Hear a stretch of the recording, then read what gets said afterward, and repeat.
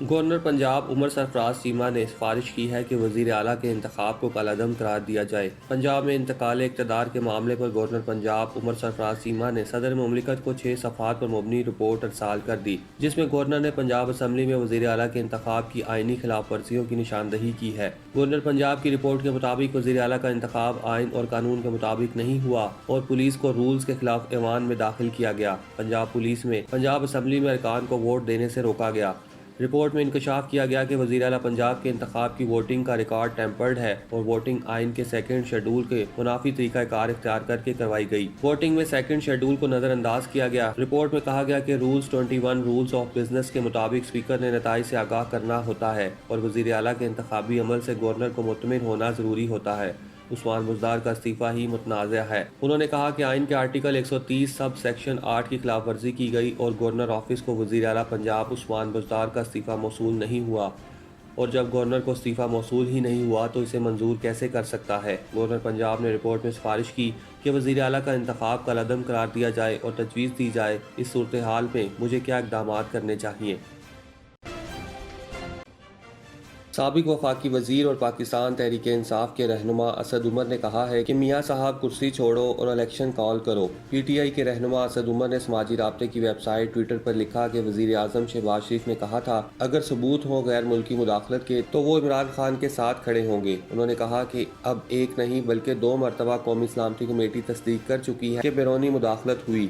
اسد عمر نے کہا کہ اب خان نے تو انہیں ساتھ کھڑا ہونے نہیں دینا، لہٰذا میاں صاحب کرسی چھوڑو اور الیکشن کال کرو۔ دوسری جانب سربراہ پاکستان عوامی تحریک اور سابق وزیر داخلہ شیخ رشید احمد کا کہنا ہے کہ ملک کے لیے جن کی عزت کرنا لازم ہے وہ بھی سوالیہ نشان بنتے جا رہے ہیں۔ سوشل میڈیا پر جاری بیان میں شیخ رشید نے کہا کہ ملک کے حالات غمگین، پریشان کن اور تشویشناک ہوتے جا رہے ہیں۔ جنہیں جیلوں میں ہونا چاہیے تھا انہیں اہم عہدوں پر تعینات کیا جا رہا ہے۔ شیخ رشید نے کہا کہ ملک کے لیے جن کی عزت کرنا لازم ہے وہ بھی سوالیہ نشان بنتے جا رہے ہیں۔ سامراج کے ایجنڈوں نے اپنے مفاد کے لیے گندی نالی کی اینٹوں کو تاج محل میں سجا دیا۔ سابق وفاقی وزیر کا کہنا تھا کہ قوم یاد رکھے عمران خان کی اسلام آباد کے لیے کال دنیا کو حیران کر دے گی۔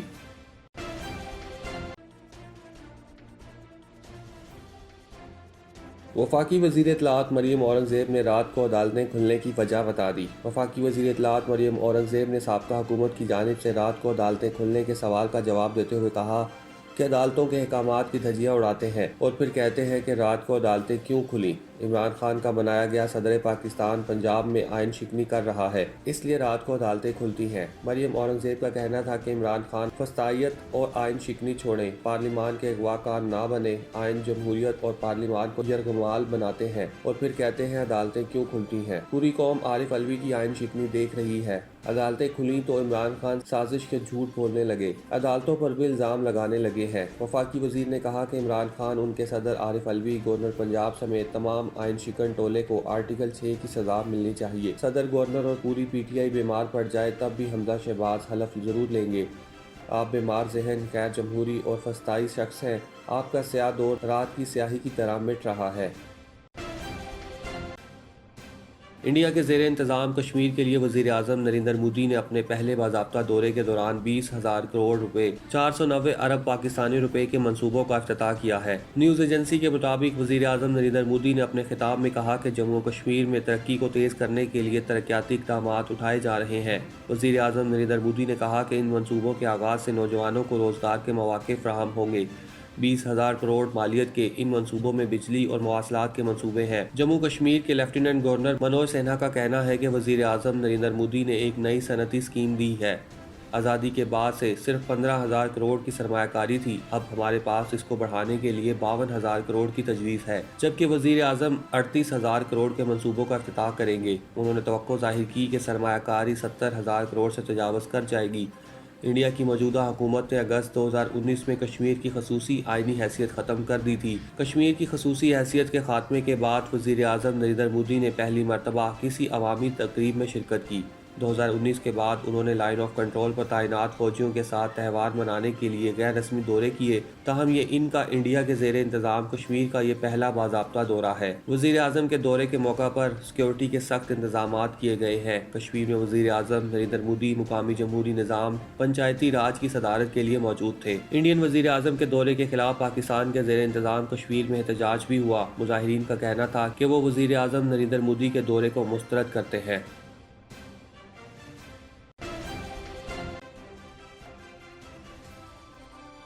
روس نے خلائی سیارہ تباہ کرنے پر تیسری عالمی جنگ شروع کرنے کی دھمکی دے دی۔ غیر ملکی خبر رساں ایجنسی کے مطابق روس کی جانب سے ایک بار پھر یوکرین میں حملے تیز کر دیے گئے ہیں، جبکہ امریکی وزیر دفاع اور وزیر خارجہ یوکرین کا دورہ کر سکتے ہیں۔ روسی حکام نے کہا ہے کہ کسی بھی ملک کا خلائی سیارہ تباہ کرنے کا مطلب عالمی جنگ کا آغاز ہوگا اور کسی کو شک نہیں ہونا چاہیے کہ پھر تیسری عالمی جنگ شروع ہو جائے گی۔ دوسری جانب روس یوکرین کی جنگ تیسرے مہینے میں داخل ہو گئی ہے اور روس کی جانب سے یوکرین پر حملے تیز کر دیے گئے ہیں۔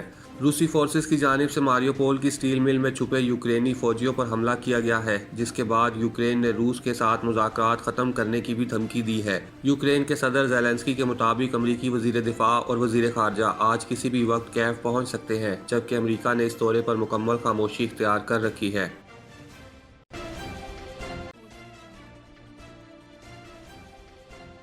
سری لنکا کے وزیر اعظم کو مستعفی ہونے کے لیے بڑھتے ہوئے دباؤ کا سامنا ہے، کیونکہ کابینہ کے ایک وزیر اور پارٹی کے دیگر سینئر اراکین نے بڑھتے ہوئے معاشی بحران پر استعفے کا مطالبہ کرتے ہوئے سڑکوں پر ہونے والے احتجاج کی حمایت کر دی ہے۔ خبر رساں ایجنسی کے مطابق وزیر اطلاعات نے صدر راجا کے دفتر کے باہر ان ہزاروں افراد کی حمایت کا اعلان کیا جو ان سے ان کے طاقتور خاندان کے دیگر افراد سے اقتدار چھوڑنے کا مطالبہ کر رہے ہیں۔ سری لنکا 1948 میں آزادی کے بعد سے اپنی سب سے تکلیف دہ معاشی بدحالی کا شکار ہے۔ مہینوں کی طویل بلیک آؤٹ کے ساتھ خوراک، ایندھن اور دیگر ضروری اشیاء کی شدید قلت کا سامنا ہے۔